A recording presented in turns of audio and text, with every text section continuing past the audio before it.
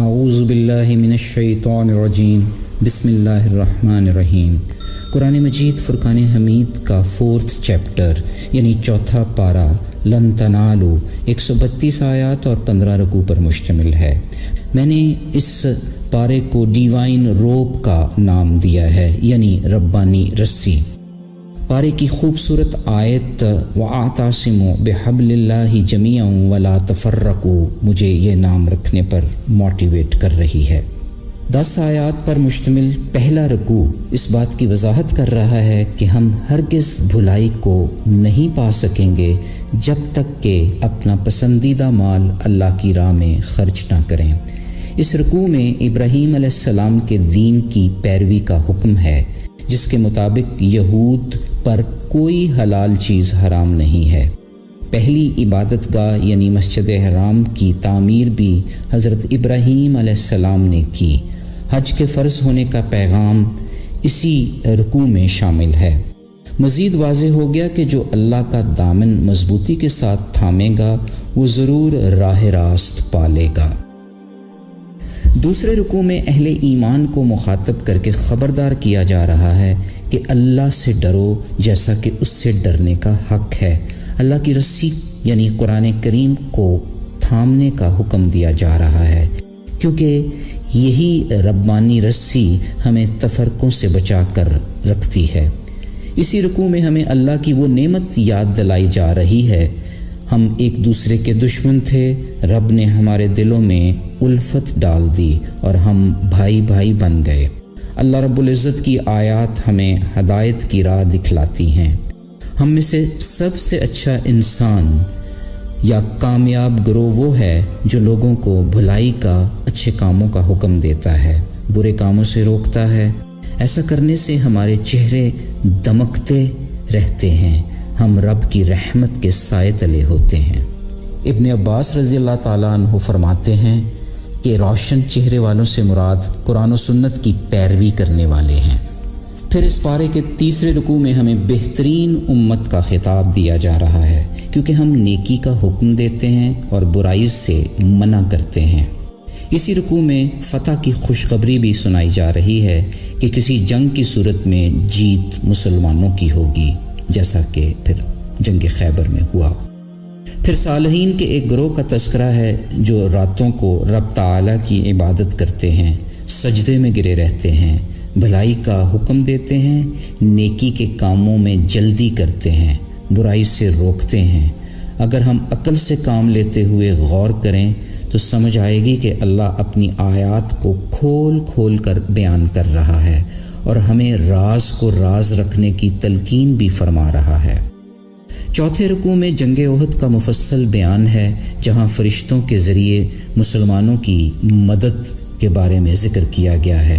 واضح کر دیا کہ مدد صرف اللہ تعالیٰ ہی کی طرف سے ہوتی ہے اور یہ کہ زمین و آسمان میں جو کچھ بھی ہے وہ اللہ تعالیٰ کی ہی ملکیت ہے، وہ جسے چاہے معاف فرما دے۔ پانچویں رکوع میں سود کی حرمت کا بیان ہے۔ اللہ کے ہاں وہ لوگ پرہیزگار ہیں جو خوشحالی اور بدحالی میں اللہ کی راہ میں خرچ کرتے ہیں، غصہ پی جانے والے، معاف کرنے والے ہیں۔ ایسی نیکیاں کرنے والوں سے اللہ تعالیٰ محبت رکھتے ہیں۔ ترمذی شریف کی حدیث ہے کہ حضور پاک صلی اللہ علیہ وآلہ وسلم نے فرمایا، بہادر وہ نہیں جو کسی کو گرا دے بلکہ بہادر وہ شخص ہے جو غصہ کے وقت اپنے آپ کو قابو میں رکھے۔ چھٹے رکوع میں وضاحت ہو رہی ہے کہ موت کا ایک وقت مقرر ہے۔ شکر ادا کرنے والوں کو اللہ بہترین بدلہ دیتے ہیں۔ انبیاء سے مل کر جو جہاد کرتے ہیں اللہ کی راہ میں انہیں تکلیفیں پہنچتی ہیں مگر وہ صبر اور ثابت قدمی کا مظاہرہ کرتے ہیں۔ بے شک اللہ صبر کرنے والوں سے محبت کرتا ہے۔ اس پارے کا 7واں رکوع ڈیوائن روپ کو ایک اور زاویے سے بھی پیش کرتا ہے یعنی اللہ ہی ہمارا کارساز ہے، وہ بہترین مدد کرنے والا ہے۔ یوں کفار پر مسلمانوں کا رعب ڈل جاتا ہے۔ لڑائی میں اونگ در حقیقت رحمت کی علامت ہے۔ 8واں رکوع شہادت کی سعادت بیان کر رہا ہے۔ رتبہ شہادت ہر قسم کی مال و دولت سے افضل ہے۔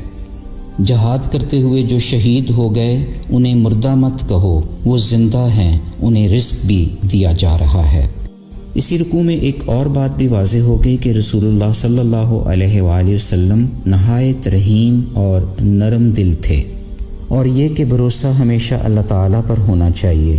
اللہ بھروسہ کرنے والوں سے محبت کرتا ہے۔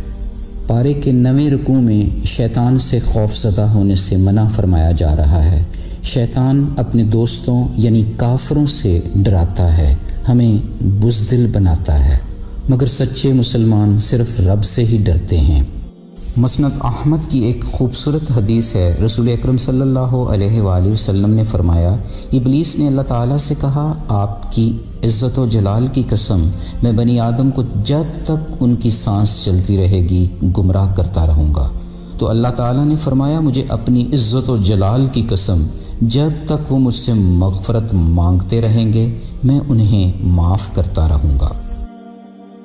10ویں رکوع کا خلاصہ کل نفس ذائقۃ الموت ہے، یعنی ہر نفس کو موت کا ذائقہ چکھنا ہے اور روز قیامت اعمال کا پورا بدلہ پانا ہے۔ مزید وضاحت ہو رہی ہے کہ دنیا میں ہمیں ہمارے اموال اور جانوں کے ذریعے آزمایا جائے گا، تکلیفیں برداشت کرنا ہوں گی، صبر اور پرہیزگاری اختیار کرنا ہوگی۔ 11واں رکوع زمین و آسمان میں اللہ کی بادشاہت اور لامحدود قدرت کا احاطہ کر رہا ہے۔ ہمیں سمجھایا جا رہا ہے کہ زمین و آسمان کی تخلیق، دن اور رات کے آنے جانے میں اہل دانش کے لیے بہت سی نشانیاں ہیں۔ ہمیں اٹھتے بیٹھتے ہر حال میں رب تعالیٰ کو یاد کرتے رہنا چاہیے، زمین و آسمان کی تخلیق میں غور و فکر کرتے رہنا چاہیے۔ پھر اس رکوع میں دین اسلام پر قائم رہنے کی ہدایت بھی کی گئی ہے۔ اے ایمان والو، صبر کرو، ایک دوسرے کو صبر کی تلقین کرو اور ہر وقت جہاد کے لیے تیار رہو، اللہ کے عذاب سے ڈرتے رہو تاکہ تم کامیاب ہو جاؤ۔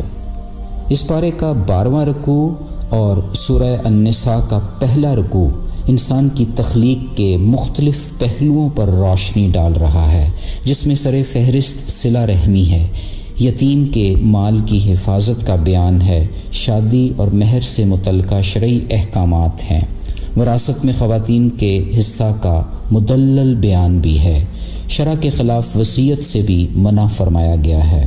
اس رکوع میں یتیموں کا مال ناحق کھانے کی سخت وعید ہے۔ اس پارہ کے 13ویں رکوع میں علم وراثت پر بھرپور روشنی ڈالی گئی، مرد اور عورت کے وراثتی حصہ کی حکمت پیش کی گئی ہے۔ کیا خوبصورت ربوبی دانش ہے کہ مرد کے 2 حصوں میں سے فوائد در حقیقت عورت نے بحیثیت ماں، بیوی، بیٹی، بہن اٹھانے ہیں، جبکہ عورت کے ایک حصہ میں سے کسی اور کا کوئی حق نہیں ہوگا، تا وقت کہ وہ کوئی شرعی وصیت نہ کر دے۔ 14ویں رکوع میں بدکاری اور زنا سے متعلقہ قوانین بیان ہوئے ہیں۔ مزید واضح ہوا کہ اللہ ان لوگوں کی توبہ قبول فرماتے ہیں جو لا علمی کی وجہ سے کوئی برائی کر بیٹھتے ہیں۔ اللہ رب العزت ایسی توبہ کا طریقہ بھی بتا رہے ہیں اور پھر معافی کی گارنٹی بھی دے رہے ہیں۔ آئیں اللہ کے حضور دعا گو ہوں کہ وہ محبت و الفت کے اس سفر میں ہمیں غور و فکر کی صلاحیت سے نوازے، حق کی ساری نشانیاں ہمارے سینہ میں کھول دے۔ آمین یا رب العالمین۔ سبحان ربک رب العزت عما یصفون وسلام علی المرسلین والحمد للہ رب العالمین۔ فی امان اللہ، اللہ حافظ۔